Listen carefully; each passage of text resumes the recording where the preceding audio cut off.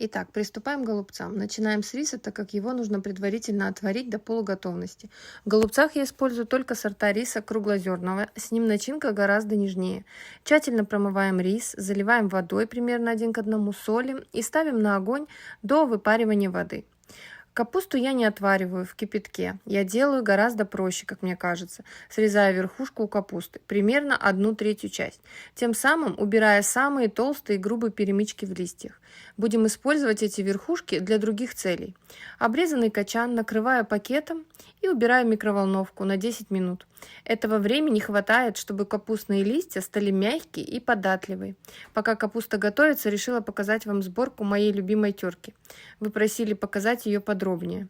Это не реклама, а моя личная рекомендация. Собирается за минуту и очень легко моется. Храню ее в собранном виде, а для лезвия есть отдельная коробочка. Покажу вам сразу в деле свою красавицу, тем более, что нам требуется натереть много моркови для начинки в голубцы. Можно было и лук накрутить также, но я постоянно забываю об этом и режу его ножом. Моркови я взяла 2 очень крупные штуки и 2 луковицы нарезала для фарша. Начинаем обжаривать наши овощи для начинки. Пассерую овощи на говяжьем жире на медленном огне. Они должны стать полностью мягкими. Также я в голубцы добавляю 2 зубчика чеснока. Хотя в рецепте по ГОСТу чеснок в голубцах не используется, но я добавляю его. Так, мне кажется, вкус намного богаче.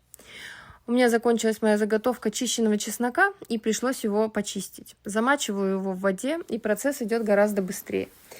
Овощи пассируем на небольшом огне, чтобы они стали очень мягкие. Сначала лук доводим до прозрачности, до полупрозрачности, потом добавляем морковь и обжариваем все вместе. Только потом добавляем чеснок, именно в таком порядке. И ждем, пока овощи будут полностью готовы. Так наша начинка в голубцы будет намного нежнее, нежели вы добавите овощи полусырыми. Итак, прошло 10 минут, наша капуста готова. Теперь листья очень легко отделяются и сворачиваются в рулет. Вот так легко, поддевая вилочкой каждый листик, мы отделяем их друг от друга. И так продолжаем делать, пока не дойдем до мягкой серединки. Из серединки мы вырезаем кочерышку, она тут очень маленькая.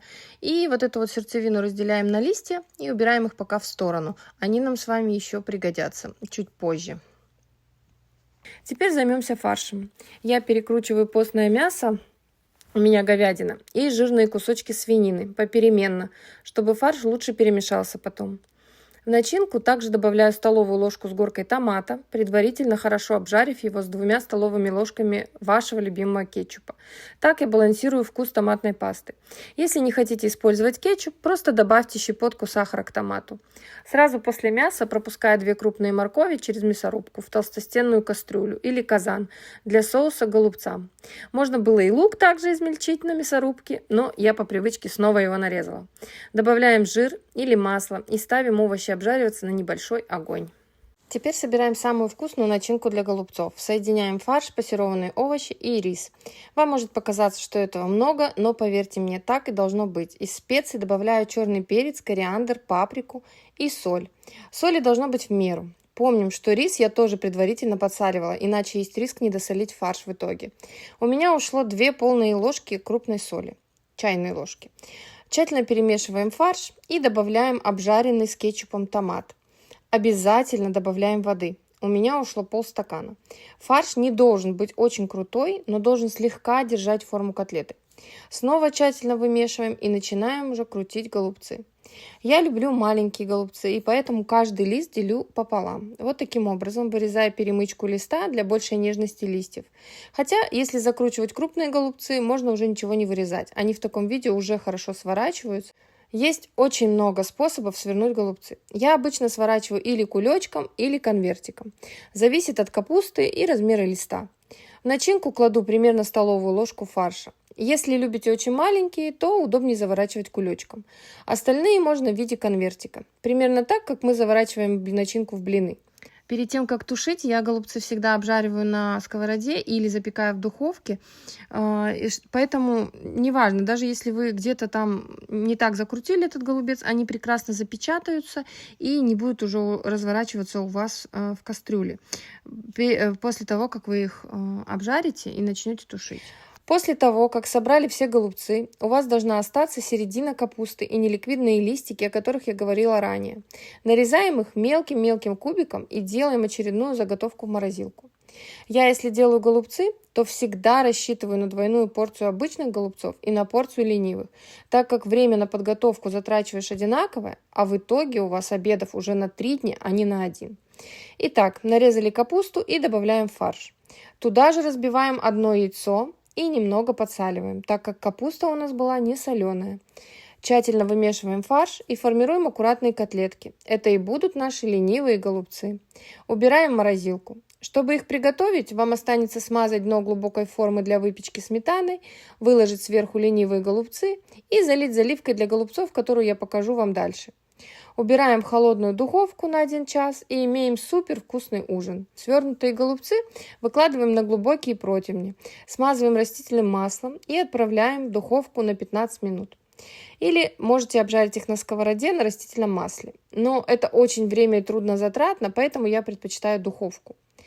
Далее оставляем одну часть остужаться, а затем уберем ее в заморозку.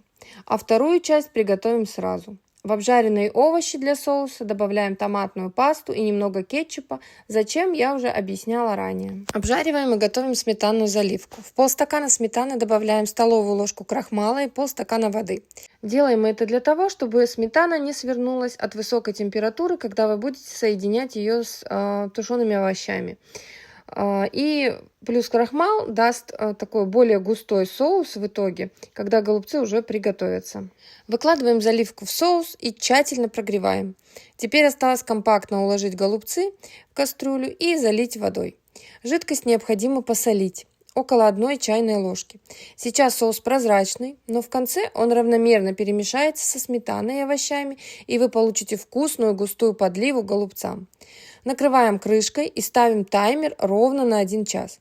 Не переживайте, голубцы не разварятся, зато станут очень нежные и будут таять во рту. Пока я заканчивала с голубцами, первая порция уже остыла. Я переложила их на чистый лист и убрала в морозилку. Кстати, при запекании в духовке выделяется сок. Мы его тоже не выливаем, а добавляем в кастрюлю с голубцами. Прошел 1 час. Самое время добавить зелень в наши голубцы. Мне кажется, что наиболее удачное сочетание получается с укропом. Вот посмотрите на эту прелесть. Жидкость немного выпарилась и остался только густоватый соус. Вот такие малыши у меня получились. Очень удобно сложить в суповую тарелку и залить соусом. Кстати, надо сказать, что голубцы – это отличная заготовка для посленовогоднего застолья. На 1 и 2 января голубцы идут на ура, это уже проверено временем. Здесь тебе и мясная котлета, и овощной гарнир, и вкусная подлива. Вот, поэтому рекомендую заморозить их заранее и всегда иметь под рукой, чем встретить неожиданных первоянварских гостей. Попробуйте приготовить по моему рецепту, не отступая ни на шаг. Уверяю вас, вы будете приятно удивлены результатом. Готовьте на здоровье и до следующих видео на моем канале. Ну и, естественно, обязательно подписывайтесь, если услышали для себя что-то новое.